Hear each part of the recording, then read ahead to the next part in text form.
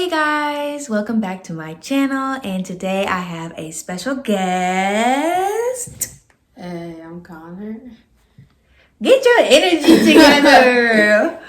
Okay, so this is my brother Connor. My other brother sleeps, so I'm gonna have him do the next video.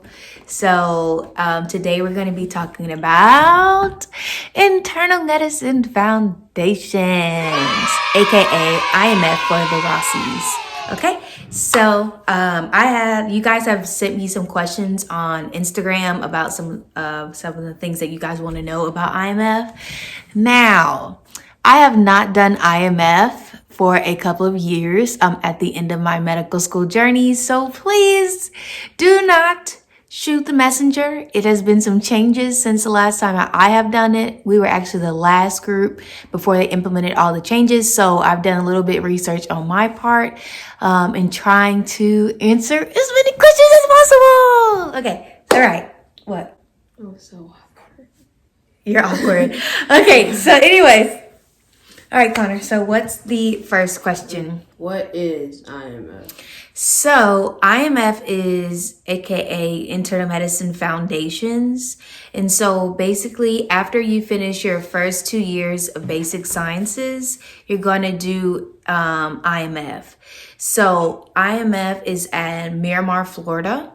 And at Miramar, Florida, you're going to basically be doing, at my time, it was 6 weeks. And then now it's 8 weeks. So you're going to be basically doing things such as like ACLS, which is a cardiac course that you have to know, BCLS and PALS. And these are the 3 certificates you actually need to get done with University of Miami, but prior to going to clinical rotation. So how to do CPR on a child, how to do CPR on an adult. What do you do when a person needs to be hooked up to EKG? So things of that nature is done in IMF, as well as OSCE cases. So with OSCE cases, I'll save a little bit of that part later. So what's the next question? When does IMF take place? Okay, so don't be looking at me like that. Okay, so when IMF takes place is usually after your first 2 years, like I said. So before you start your co-rotations, there's going to be this gap. So people will choose to do their step 1 exam prior to IMF, or they'll have to do it after their 8 weeks is completed in IMF in order to do your clinical rotations.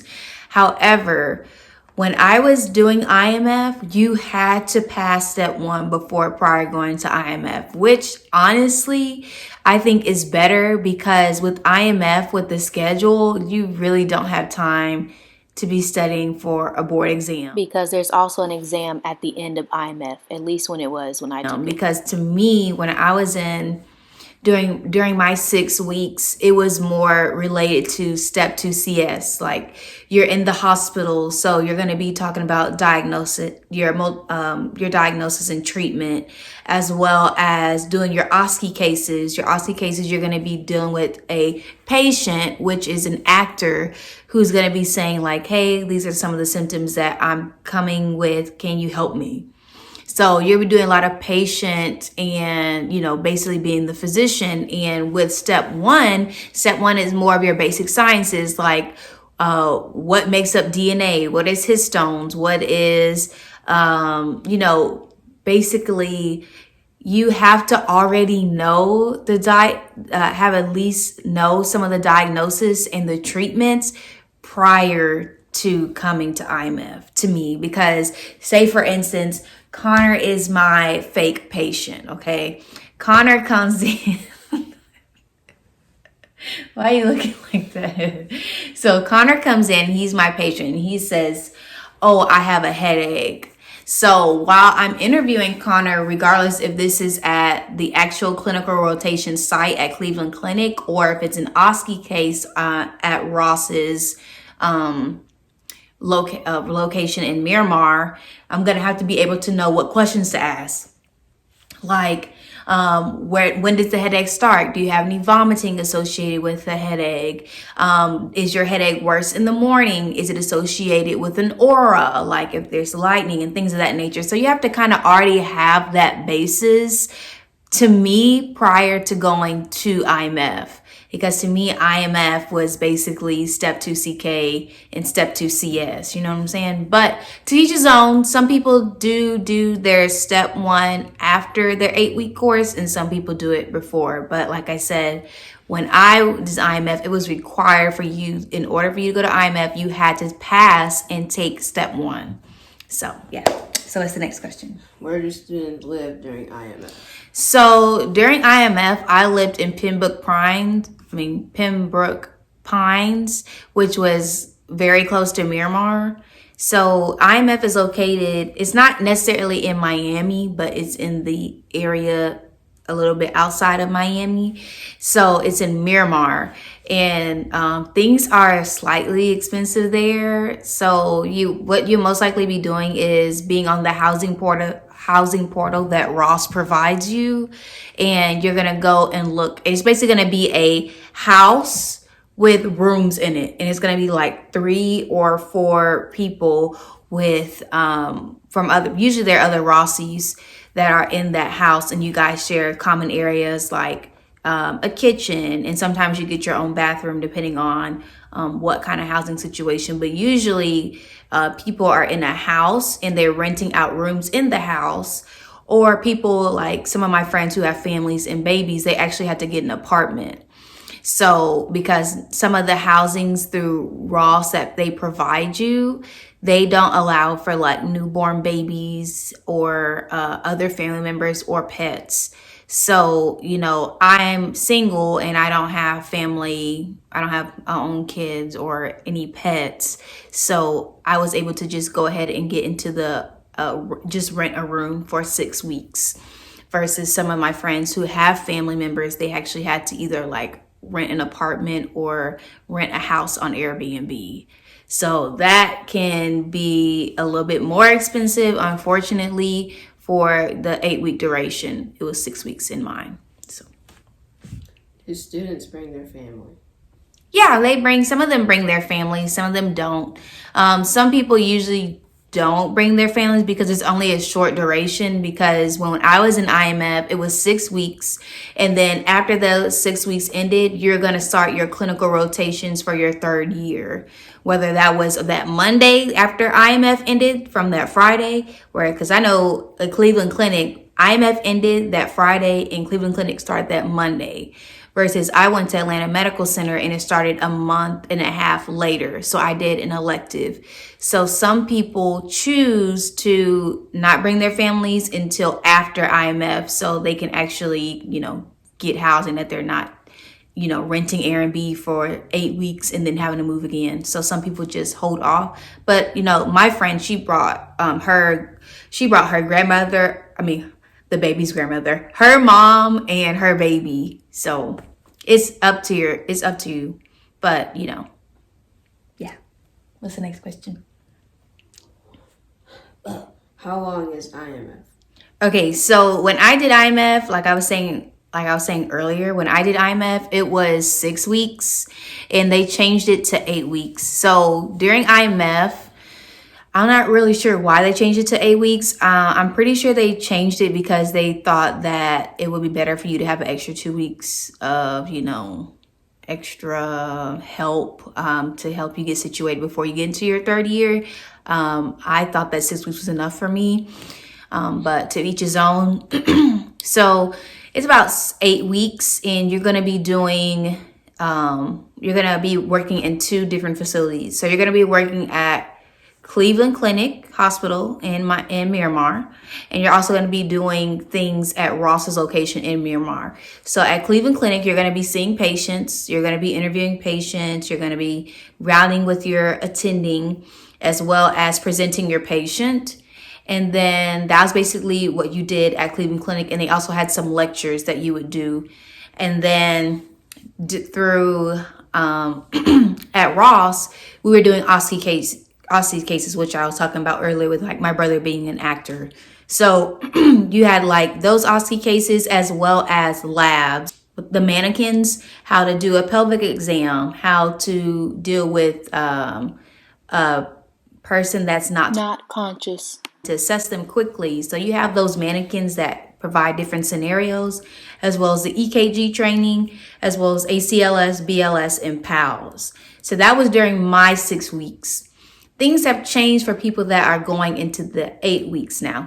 I was the last group who did the 6 weeks program with Cleveland Clinic. So now with the 8 weeks, they do them in blocks. So from my understanding, they do in blocks, and they have like cardiology, and then they're going to do lectures associated with cardiology and then pulmonology. So it's more of a clinical, the way they do the blocks. They may or may not do some of the workup that you did in basic sciences, like where is the heart located? They're probably not going to do that. But as far as I know, from my understanding, it's 8 weeks, and they're in blocks of systems. And during that week of the block, they'll have lectures, and then they have patient presentations that are similar to the block that you have. For example, if you have cardiology, you will be going over cardiology pathologies as well as deal with cardiac patients. But they have, again, made a lot of changes since the last time I have done it, and the last time that they have made the change from 6 weeks to 8 weeks. So that's as best as I can give you for now. Hopefully that helps. Okay, so next question. What do you do in IMF? Okay, so I kind of hit on that a little bit, so I'll just reiterate it. So IMF, when I did IMF, we had the Ross location as well as the Cleveland Clinic and things of that nature. And you're going to be doing OSCE cases as well as some lectures. You're going to be doing Cleveland Clinic, is you're basically going to be doing all the workup with patients. You're going to be seeing those patients. You're going to be rounding with your attending, doing your patient presentations. So you have like during the week, I would be at Cleveland Clinic on Tuesdays and Thursdays. And then on Monday, Wednesdays, and Fridays, I was at Ross doing either learning how to suture or learning how to talk with the patient, or doing OSCE cases with the fake patients. What was my assessment and plan? Writing up patient notes, or dealing with the mannequins with the different scenarios and reading EKGs. So you're pretty busy. It was from about 8 o'clock a.m. to about 5 p.m. on Monday, Wednesdays, and Fridays. And Tuesdays and Thursdays, it depends on what group you were in for Cleveland Clinic. So I was, I think, in Team A. And so Team A, we would round at a certain time. Then Team B would round at a certain time. Then Team C would round at a certain time. So Team A, I would go see my patients, because usually we were always in the morning. So Team A, I would wake up, go to the hospital, go see my patients, go write my note. And after I wrote my note, I would do my oral presentation with the attending. And then after my oral presentation, we would go over the notes to see if the HPI or the progress note was good enough. And they would provide you a lot of feedback on, hey, you could have done this better, or you should have added this to your assessment and your assessment and plan, or you could have presented it or simply just presented it better. So they provide a lot of feedback, which I think is essential for before you go to third year, because third year is an entire different ball game than it was in basic sciences. So what's the next question? Does IMF operate as a test prep company for USMLE Step 1? No, and no. Like I said, if you can, please do step 1 prior to going into IMF. I think it would be more beneficial for you if you were to do it.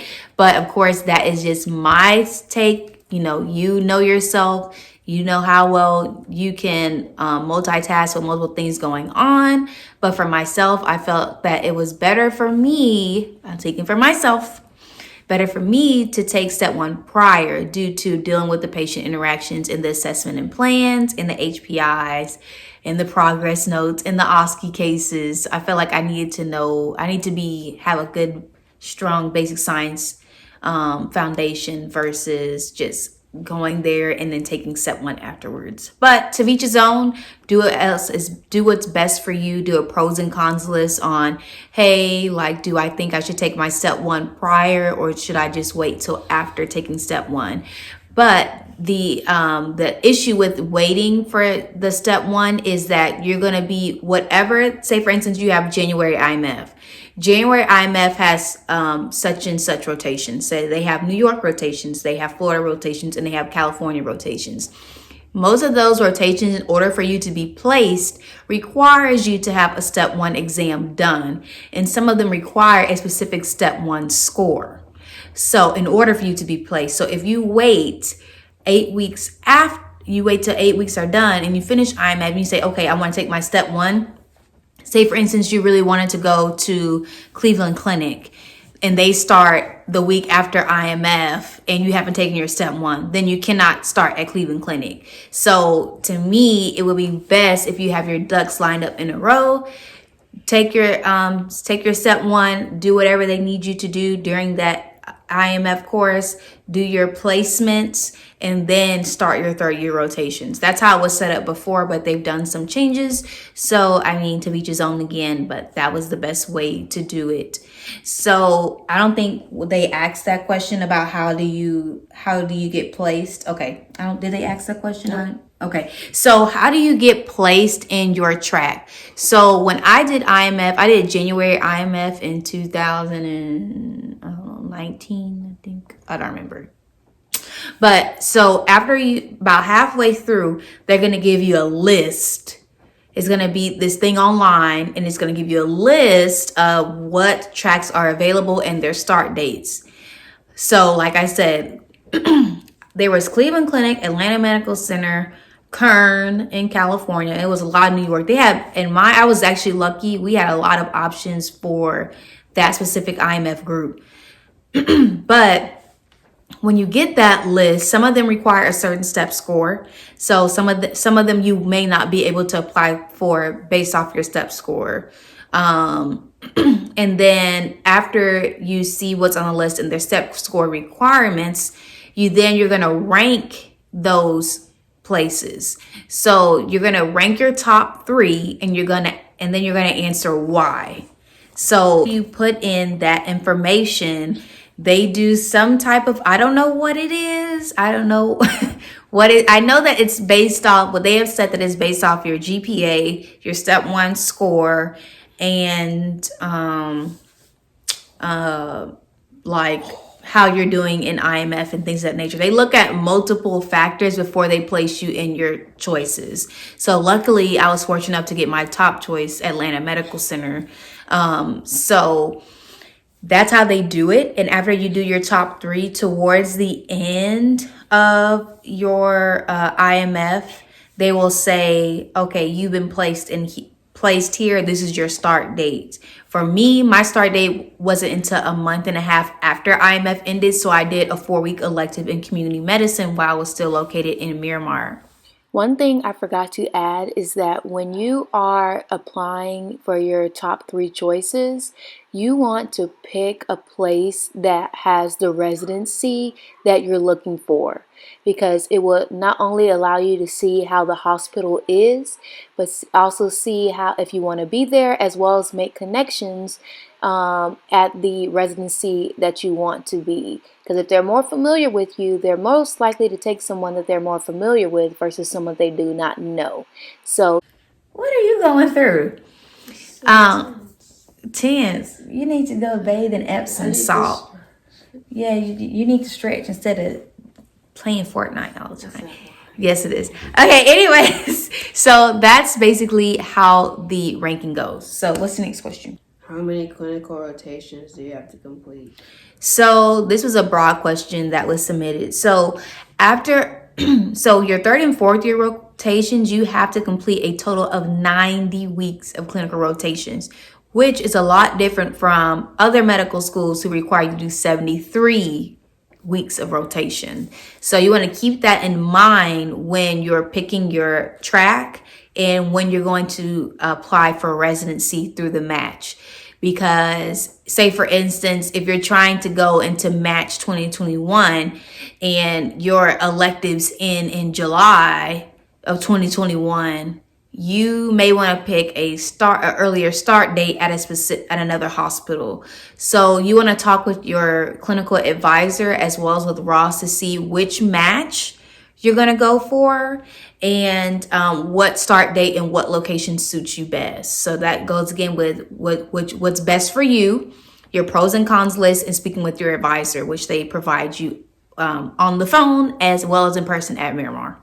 Dress code for IMF. So during the hospital, we had to wear, actually the entire time, I believe, except for when we were at Ross, we could wear, no, we still had to wear professional clothes. So you have to wear professional clothes like 90% of the time. The only time we wore scrubs is if it was an overnight shift at Cleveland Clinic.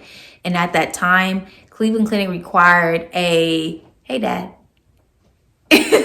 Cleveland Clinic required a burgundy scrub top and bottom, and for everything else like ACS PALS and BLS, which is like the CPRs for the children, adults, and how to do EKGs and read EKGs and put the leads and stuff on, you could wear scrubs for that. But for majority of them, you had to wear professional, we gotta go to church, professional dress clothes. Okay. Do you believe IMF is helpful no matter what field of medicine one chooses to embark upon? I think that IMF was very beneficial for me, especially with the OSCE cases and the patient interaction, because when you come from basic sciences to clinical science, it can be a little daunting of making that transition from, reading a book and then actually a patient sitting in front of you. So that was basically that helped me become a little bit more confident with my patient interactions of doing the assessment and plan, making sure my HPI, as well as the OSCE cases, because the way they do the OSCE cases is exactly how the Step 2 CS is. I know the Step 2 CS was canceled this year, as well as they were thinking about possibly doing Step 2 CS virtual. I don't know.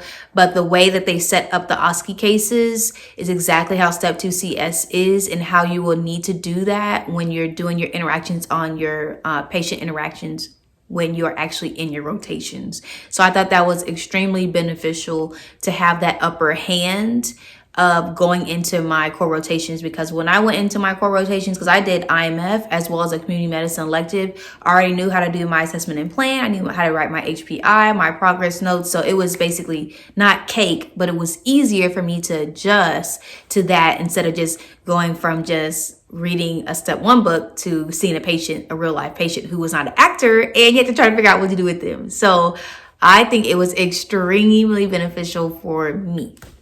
Do you feel it prepares you for rotations? Yeah, so I kind of answered that in the previous question. I think it really helped you with rotations, and I think IMF was great. I mean, everything has their pros and cons, but for the most part, IMF was very helpful for me. For my third year rotations, provided me comfort when interacting with patients, as well as, coming up with an assessment and plan. So I think that's all the questions that we have, that you guys have submitted, and I hope that this video was helpful for you, and I hope that you have a great medical school journey, and I will see you guys in the next video.